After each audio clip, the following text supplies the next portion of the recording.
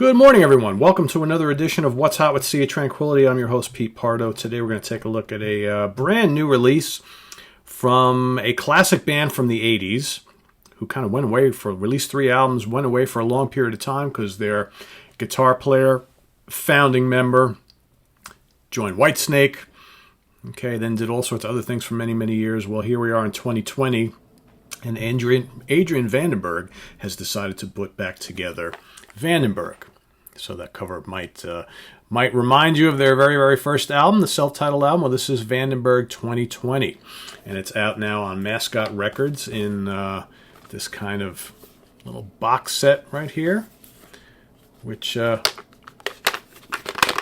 you can hear, there's all sorts of things inside here. So, Mascot Records, the recent Gary Moore live box set, very similar. It had a whole bunch of little goodies on the inside, As far as I know, you can't get this just as a regular CD jewel case or CD digipack. You got to get the whole little box set here. So we're going to do a little unboxing. So it's got like a clamshell type of thing, right? Open it up, all sorts of things inside. So let's take them all out. So here we have a little sheet that's got 4 guitar picks. You can kind of like punch them out, all right?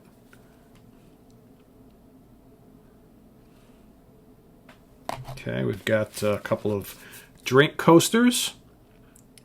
Name of the band logo on the front. There's the guys on the back. Okay, got 2 of those. Then you've got a sticker. You've got a booklet.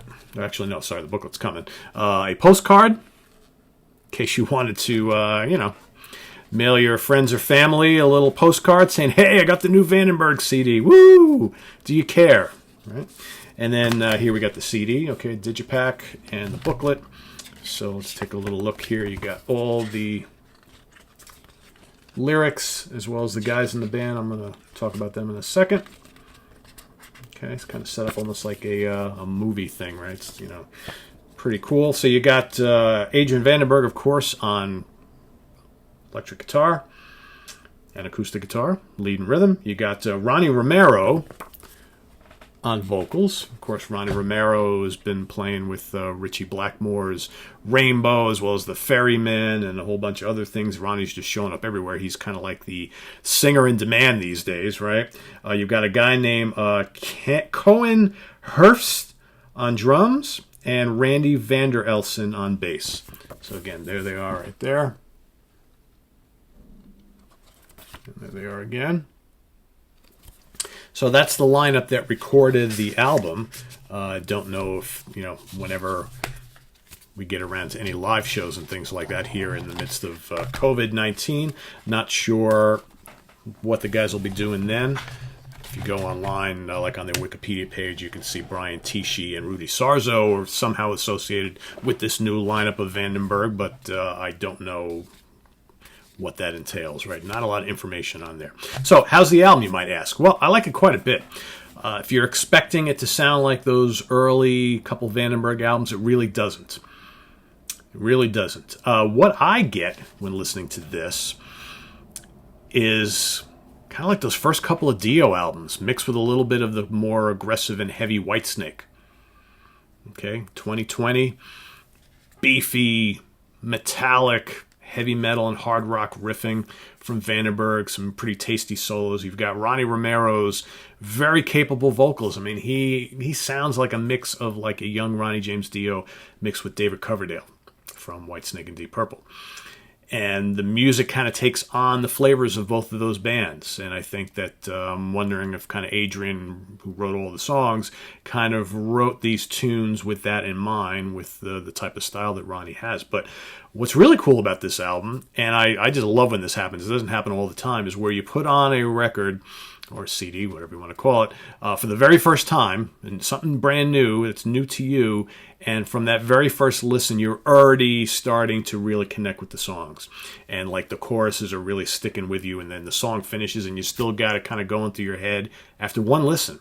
And that doesn't happen that often these days. Actually, it doesn't happen that often ever, that you immediately on first listen click with an album. That's kind of what happened here with this. Some really engaging songs. You got 10 overall. One of them is a new remake of their classic song Burning Heart, of course with Ronnie on vocals. Actually very well done. Would I have liked Another brand new tune, probably, but I think it's kind of cool to hear that old classic from the band. That's the song that really kind of got them going back from their debut album, hearing them with Ronnie on vocals.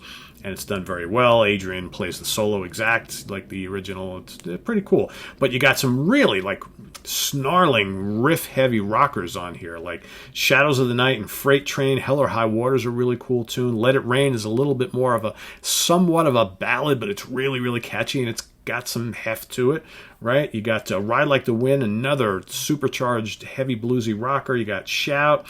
You got the song Shitstorm, which probably my least favorite on the album. When you title a song Shitstorm and the chorus, got Ronnie with his Chilean accent saying shitstorm over and over and over again, it's like, whatever, guys. Like I said, my least favorite song on the album, though it's not terrible. Light Up the Sky is really good, and then you got Skyfall, which kind of ends it off, which is kind of like moody and atmospheric, almost kind of proggy with some good anthemic moments and just really kind of dramatic song. Interesting track to kind of finish out the album. So I dig it quite a bit. Like I said, first listen, it grabs you right off the bat. Like I said, I wouldn't say it's exactly like their early albums. Probably more in line with the debut. Definitely not the second and third albums, but I think it's even really different sounding than their debut.